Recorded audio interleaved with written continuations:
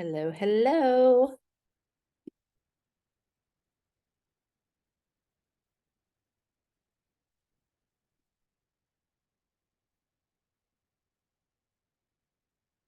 Okay, let's see if this works. Whoops. I'm getting my logistics set up here. Stop share. Let me try that again.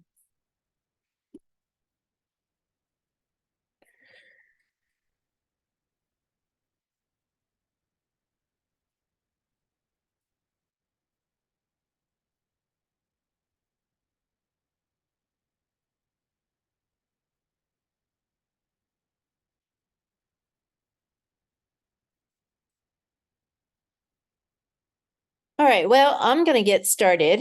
It is 4:01. Hopefully you all can see my screen on Facebook as well. I have no idea what this focus mode on Zoom does, but hopefully my daughter won't call me like she does every week at this time. It never fails.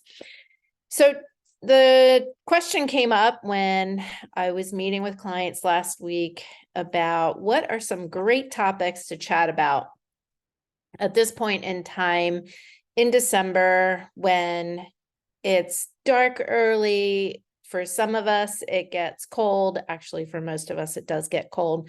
It might be snowing. So how do you manage staying motivated? And I bring up the winter and the holiday season, but really, you're going to have times during the year, and maybe not even every year, but on occasion where just chaos ensues. I'm in a season right now where I'm having to manage a very difficult situation with my mom, who is 2,700 miles away from me.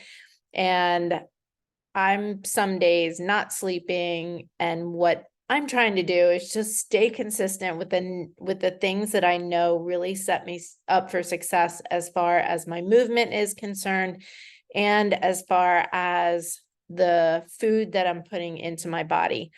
I'm sucking at tracking right now, and I'm just giving myself that peace. So I'm not putting that extra stress on myself. So there are going to be times when you're super motivated, and those are the times where you really want to push the gas and try to do all the things, or as many of the things that you can do. But what are the things that you can do that are during the times where you are not motivated to continue, to at least feel good, not gain a crap ton of weight, and also be able to manage the stress that's in your life that's happening maybe on a daily or hourly basis? So that leads me to the difference between motivation and consistency. So I looked up the definition of both of those words, and motivation is basically the process that initiates, guides, and maintains goal-oriented behaviors, and consistency is doing things the same way or something that's staying the same, and it helps you achieve something in a particular way. So a big difference between motivation and consistency. Motivation is going to be one of those things like, oh my gosh, I've got my daughter's wedding coming up this year and I want to drop 20 pounds. That's going to be a completely different motivation source than, yeah, probably not so happy with the way that I'm looking right now, and I should probably drop 20 pounds, but I really don't have an end date to make that happen. So you can kind of see the difference between where you're going to be motivated versus where you're going to have this pie in the sky goal, which is going to be harder to reach, and for obvious reasons, right? So we talk about the key to consistency really lies with habit formation. And what you really want to try to do is, instead of, waiting for that period of time where motivation is going to kick in, focus on building habits. And these are going to be things that are more so automatic behaviors that you've just done time and time again. For me, that's my workouts Monday, Wednesday, and Friday, 6 a.m. I do not miss them. Even if I do miss one for some particular reason, I generally shift the day. So that for me is a no-brainer. Physically, getting my walks in, the exercise piece is a habit for me, and it's a scheduled habit. And it's a no-brainer. I don't have to think about it. It just happens. So what are maybe 1 to 3 things that you can start with, small habits that you can build upon? Instead of trying to get your whole list of, maybe 10 things that you think that are going to be really important to you or for you to reach that goal. And again, we go back to consistency, right? Consistency is going to be the key to most habits. Now, are you going to be hitting 7 out of 7 days with all those habits? Probably not. And that's where we jump down to the bottom of the list and we adapt and adjust. You're going to be much more successful if you can adapt your habits that you're trying to incorporate based on your current schedule, your current likes and dislikes. I'll give you an example. So some people don't like to have breakfast first thing in the morning, but they might do an early morning workout. Instead of forcing yourself to have that breakfast before your workout, do your workout on a fasted diet.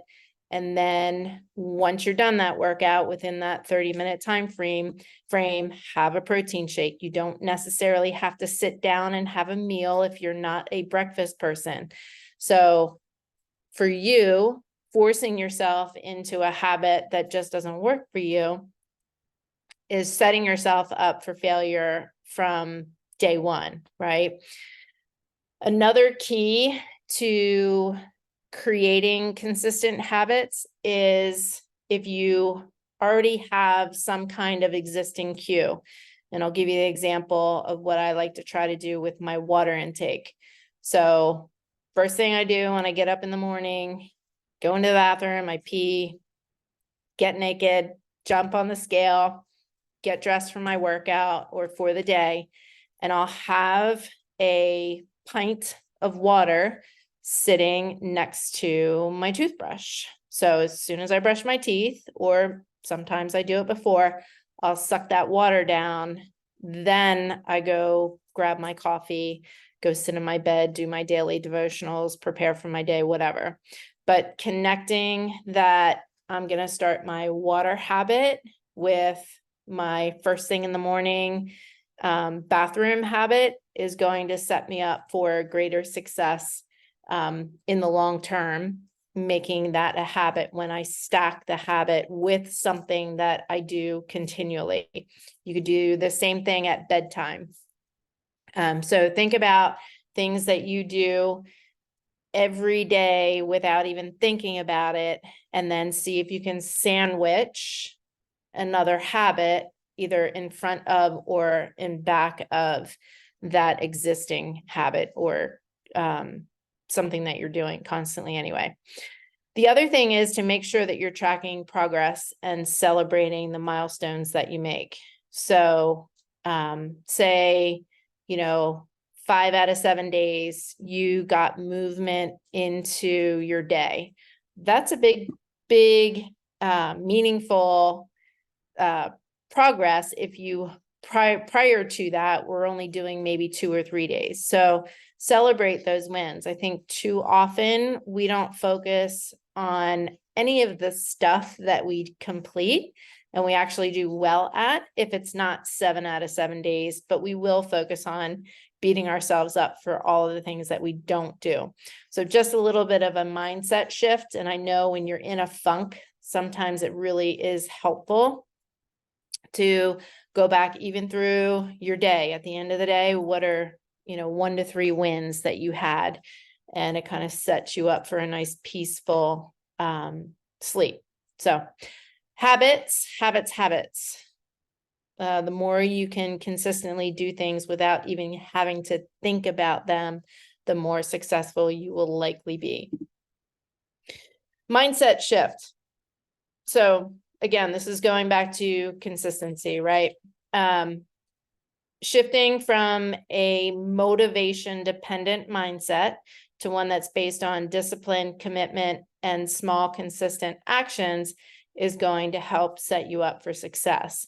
Not everybody has discipline in the same things. So figure out what is something that you enjoy, something that isn't too difficult for you to commit to, and maybe start building one thing at a time.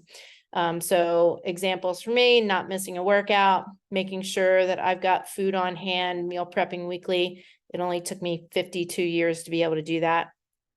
Getting to bed on time, and then choosing your goals instead of your wants in the times of chaos. I like to call that taming the toddler. When we think, oh my gosh, I want that. But it doesn't necessarily support the goals that you're trying to achieve. So how do you tame that toddler and choose you and your goals instead of your wants and desires in that moment? So again, just mindset shift. Number, I guess this is 3, accountability and support. So who are the people that are around you? Sorry for the barking in the background. Hang on one second. Daisy, come here, girl. Not barking. Her enemies must be outside the window. Anyway, your supportive community. Who are the majority of the people that you spend your time with, and what are their personalities? What are their habits? What is their mindset like? The more likely you are to spend time around people that are movement oriented, that are health oriented, the more likely you're going to be able to complete your goals and stick to the goals that you are trying to set up for yourself. And that again plays into consistency. And then having accountability partners and coaches. Can't say enough about that. I know when even I used to have my gym, people would sign up for the sessions that they were going to attend, and sometimes people just wouldn't show up. And I was always on the horn post class or workout saying, hey guys, where were you? When are you coming in next? That was always another question I would ask my clients as they were walking out the gym door. Or, with current nutrition clients. Well, last week we said that we were going to make sure that we were getting more water in, that we were going to focus on protein, and that we were going to get 3 strength workouts in a week. How did you do with that? And if that didn't happen, is there a reason why, and how could next week be different? So making sure that you have those accountability partners that are kind of in it with you is going to be really key for your success as well. So how do we stay motivated during the winter months? Again, setting realistic goals. So set small, achievable goals for yourself. I say be real with yourself, because, you could say, well, come May, I'm going to sign up to do a half marathon. And if you're on the East Coast and it snows a lot there, or anywhere in the Northeast, or I guess the Pacific Southwest? No, Pacific West. I don't know my geography. Is it a realistic goal for you to set yourself up for a half marathon when you can't really get outside to run because of the snow? Or for me, okay, I want to do a sprint marathon in December, and I there's no way in hell I'm gonna jump into an outdoor pool, even if it's heated in October and November in the mornings before my day is starting because I'm freezing. So setting realistic goals that you are actually going to be able to attain is going to be huge. Mixing up your routine, bundle up, get outdoors, try new activities and classes. Maybe you just need to kickstart something else. Grab a buddy, I always say, that always helps. Embracing seasonal foods. Google new recipes. We don't have as much daylight and we probably are not spending as much time outside. So what are you doing now that the sun's going down between 4 and 5 when it used to go down between 7 and 8? So you've got an extra 4 hours in your day where you might have been spending that time outside. What are you doing with that time now? That would be a great time to be looking up new recipes. I love Googling new recipes, using Whole30 or autoimmune protocol, because I know they're going to pop up and be healthy. Oh, great. Now she's chewing a bone. You guys can probably hear that. Trying new seasonal veggies.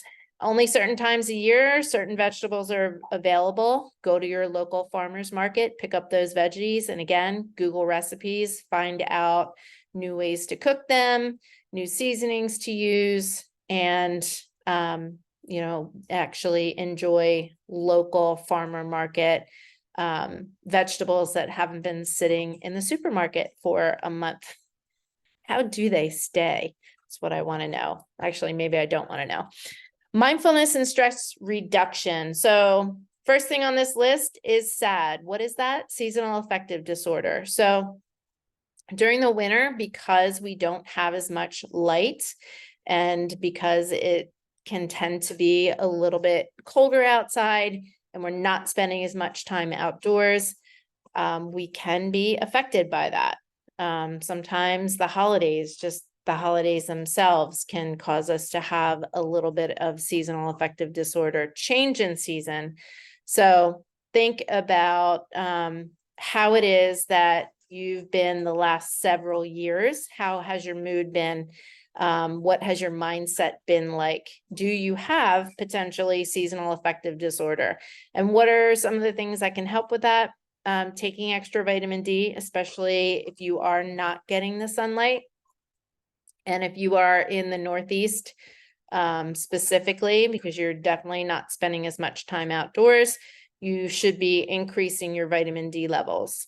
The imitation sunlight lamps are a great thing to use if you do have seasonal affective disorder. You don't want to stare directly into them. There are a plethora of lights out there, but just having that light to the right of your computer, or maybe even getting one of those alarms where the light gradually comes on in the morning, might be something to investigate if you definitely feel just like you're a little off, you're a little kind of down, and you just aren't feeling your normal self. And then adding in the meditation and breath work could also help with that mindfulness and stress reduction. Creating a winter routine. Sleep, I can't stress, and you guys are probably tired of hearing me say it, but sleep is everything, everything, everything. If we're not sleeping well and, we're having issues with our mood, I would start there. So just make sure you're consistent. I don't know about you guys, but I like to hibernate at this time of year and go to bed actually earlier than normal. So, and trying to keep that same schedule through the weekend, and creating the consistent meal times, making sure that you are stabilizing your blood sugar throughout the day by eating well-balanced meals and making sure you're getting your protein, your carbohydrates, and your fats. Celebrating the small wins. Again, treat yourself. When you are creating those habits and you're sticking to them quite often, treat yourself to something. Get yourself a massage. Have that on the schedule maybe once a month. Buy buy yourself a new workout outfit, buy yourself some new shoes, buy yourself some pretty lunch plates or something for your kitchen that will encourage you to do some more meal prep or cooking at home. And then planning events, trips, any sort of, the word's escaping me right now, retreats, something that you can look forward to on your calendar and use that little countdown app. And that will actually help your spirits lift as well. So just to summarize, it's really too important to make sure that you know and understand that you are an individual, a unique individual, and what works for you might not work for somebody else and vice versa. Your motivation is going to come and go, and it's especially going to come and go in times of the holidays and winter. And instead of waiting for that motivation to strike, focus on building the habits, staying consistent, and just finding the joy in the journey towards your health goals. So I leave you with this. What are the 1 to 3 things that you can focus on almost daily to help you move towards your health goals? When we know we've got the holidays coming up, also understand that there may be barriers that will hinder your success, being able to identify them. So holiday parties, vacations, birthdays, work events, there's never going to be a perfect time to dial your health in, especially when it comes to weight loss, right? So how do you go about creating success given the barriers that might be popping up, because they will happen? And what are you going to do when something comes your way? How are you going to handle it? So again, what are 1 to 3 things that you can focus on daily to help you move towards your health goals? And think about how you might possibly be able to stack them with something that you're already doing so that you don't really have to think about it too greatly. And then just lastly, giving yourself a little grace to slip up.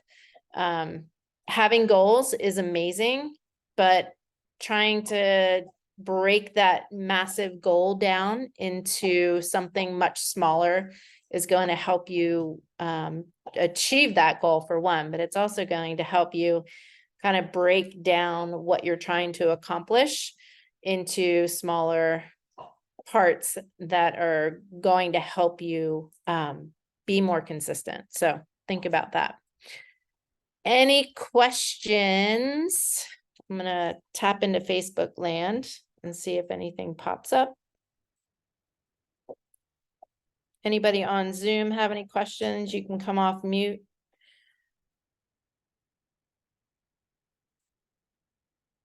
Somebody said, make sure to record this one. I do believe I did hit record. I'm going to stop share.